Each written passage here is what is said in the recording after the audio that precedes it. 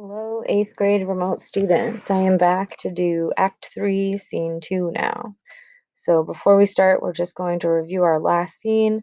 So Romeo and Juliet got married by Friar Lawrence. The next scene, it was a hot day. Benvolio and Mercutio were hanging out in the streets of Verona. Tybalt comes around. He's looking for Romeo and he wants to fight. Romeo shows up and Tybalt wants to fight him, but he denies the fight because this is his cousin basically because he's married to Juliet. So Tybalt and Romeo are now family. So he doesn't want to fight his family. So instead, Mercutio and Tybalt start fighting.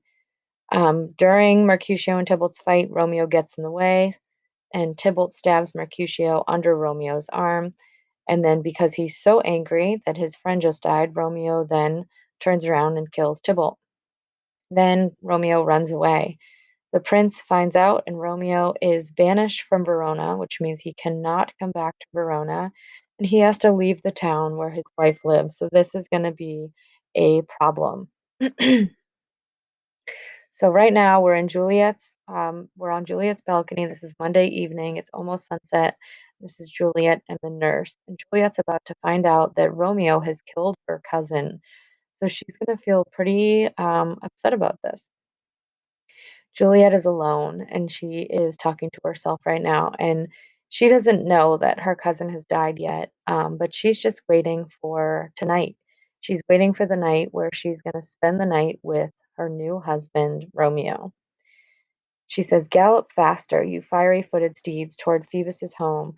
A wagoner like Phaeton would whip you to the west and bring in cloudy night immediately. Bring me darkness, O love-performing night, that Romeo may leap into my arms unheard and unseen. Love's light lets lovers see in the dark to do their amorous rites. Come, night, dressed all in black, and teach me to lose a wrestling match with the prize being my maidenhood. Hide my blushing cheeks with your black veil. Come, gentle night, give me my Romeo. I am a wife and still a maiden, like a mansion that has been bought but not yet lived in. This day feels as long as the day before a festival feels to a child that hath new clothes and cannot yet wear them." So she is just excited. She is waiting for her wedding night. She's like ready to lose her virginity. She's saying, she says, like, I wish Romeo would get here now. She's just feeling very anxious for him to spend the night in her room. The nurse comes with the rope ladder, and this is how Romeo is going to stay with Juliet tonight on their wedding night. Juliet says, "Oh, here comes my nurse," and she brings news, and every tongue that speaks Romeo's name speaks heavenly eloquence. "Now, nurse, what news? Why dost thou wring thy hands?" So the nurse walks in, and she is upset because Tybalt has died. This is her family, and he is dead, and so she is about to tell Juliet that he is dead. The problem is that the nurse doesn't mention who's dead. He just says he's dead. So Juliet's automatically going to think that who's dead? Romeo's dead. That's her first thought. The nurse says, well, a day. He's dead, he's dead, he's dead. We are undone, lady. We are undone. Alack the day. He's gone, he's killed, he's dead. Juliet takes this right away and thinks Romeo's dead. It's not Romeo, it's Tybalt. Juliet says, "Can heaven be so hateful? Like, how did my husband already die?" The nurse says, "Romeo can, though heaven cannot. Oh, Romeo, Romeo, whoever would have thought it, Romeo." So he thinks, she continues to say, "Who would have thought it's Romeo that killed Tybalt?" She's not being specific. So Juliet still takes this bad and is not sure what the nurse is saying. Hath Romeo slain himself? Did Romeo kill himself? Say thou but I, and that sound will poison like a snake. If he be slain, say I, or if not, no. Brief sounds determine my happiness or woe. So she now thinks, oh my God, Romeo's dead, Romeo's killed himself. Little does she know the nurse is actually talking about Tybalt. The nurse now says, "I saw the wound, I saw it with mine own eyes. There on his manly breast, a piteous corpse, a bloody piteous corse, pale, pale as ashes, all covered in blood, all in gore blood. I swooned at the sight." So she saw the dead person. So she's still not being specific. Juliet still thinks that Romeo is dead. Juliet says, "Oh, break my poor heart. I resign my body to the vile earth and never live again. Myself and Romeo shall be lowered in one coffin." So Juliet just thinks that Romeo is dead, and she is just very distraught and sad. The nurse says, "Oh, Tybalt, Tybalt, the best friend I had. Oh, courteous Tybalt, honest gentleman, Cursed that I lived to see thee dead. So now, finally, the nurse is telling Juliet who actually died. Tybalt actually died. Juliet says, "What storm is this that blows so horribly? Is Romeo slaughtered, and is Tybalt dead? My dearest cousin and my dearer lord? Then dreadful trumpet, sound the general doom, for who is living if those two are gone?" So now Juliet thinks that both Romeo and Tybalt are dead. She's so confused because the nurse is not she's not giving any detail. She's not being clear. The nurse now explains, "Tybalt is gone and Romeo banished. Romeo that killed him, he is banished." So she just told Juliet, "Tybalt is dead and Romeo is banished, and Romeo killed Tybalt and he is now banished." Juliet clarifies. She says, "Oh God, did Romeo's hand shed Tybalt's blood? Did Romeo kill Tybalt?" She says. "It did, it did. Alas the day, it did." So this is gonna be overwhelming for Juliet. You can see that she's pretty upset over here.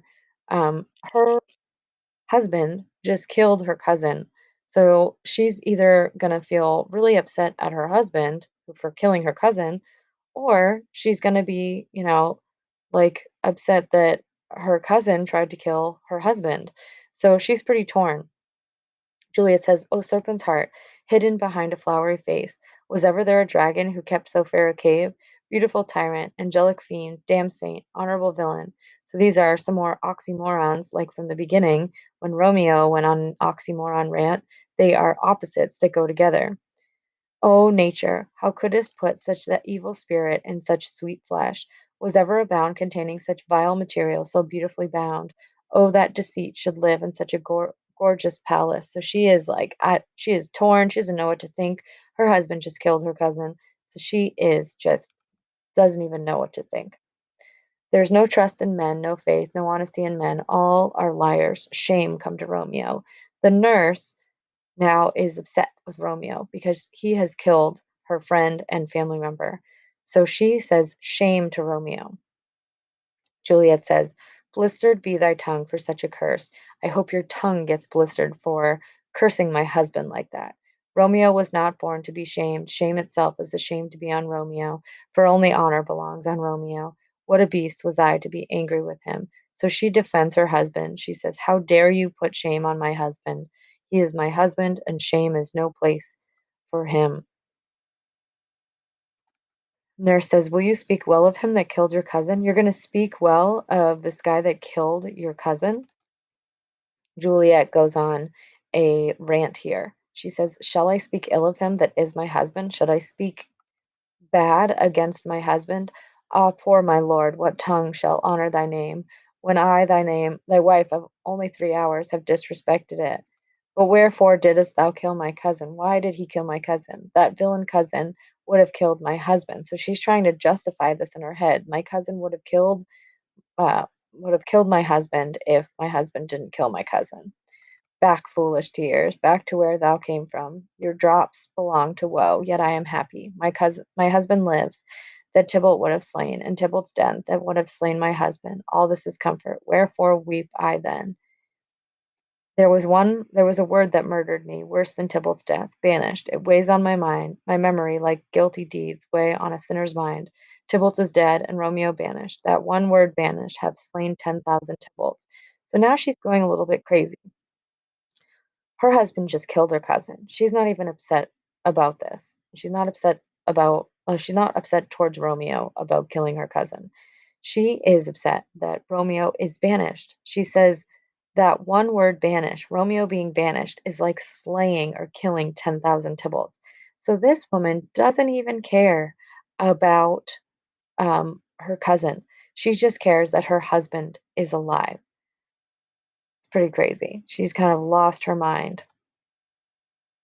Last slide here. Juliet says, "Tybalt's dead was woe enough.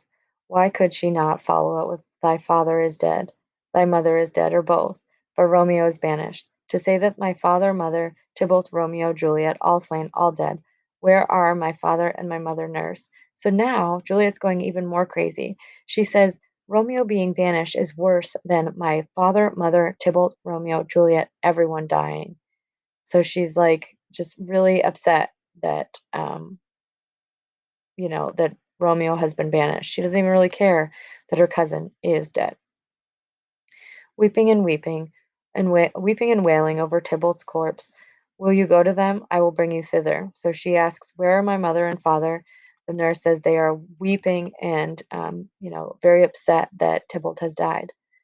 Keep in mind, this is still the night where Romeo is coming to spend the night with Juliet. So we've got this little image over here. Juliet says, doth they wash his wounds with tears? When theirs are dry, I shall still weep for Romeo's banishment. Take this rope ladder, 'tis useless now, as useless as I am. I shall die a widow maiden. Come, nurse, I'll to my wedding bed, and death not Romeo take my maiden head. So she's going to bed. She's hoping that Romeo will still come and spend the night with her, even though her cousin just died and he is the murderer of her cousin. She's kind of messed up. She's still, loyal to him and doesn't care that he killed one of her family members. The nurse says, hie you to your chamber. Go to your chamber. I'll find Romeo to comfort you. I know well where he is. Hark ye, your Romeo will be here at night. I'll go to him. He is hid at Friar Lawrence's cell. So the nurse is going to go get Romeo, and bring him to Juliet's room. And right now, Romeo is hidden at Friar Lawrence's cell because he's been banished. He's not supposed to be in Verona. Juliet gives the nurse a ring and says, oh, find him, give him this ring to my true knight, and bid him come to take his last farewell. So she says, go find him, bring him here. All right, so let's go to our notes. Um, Romeo kills Tybalt. So then nurse tells Juliet that Romeo killed Tybalt and that Romeo has been banished from Verona. Instead of being mad that her husband killed her cousin, she is She is upset that Romeo is banished from Verona. They still plan on spending their wedding night together. Pretty crazy couple of scenes. So we've got some deaths. Mercutio got killed by Tybalt. Romeo turns around, kills Tybalt, gets himself banished. And now Juliet finds out she's not even mad at her murderer husband. She's just mad that Romeo is now banished and just very upset, and they still are going to spend their wedding night together. So I will be back to read the next scene, which is Act 3, Scene 3, soon. Thanks for watching.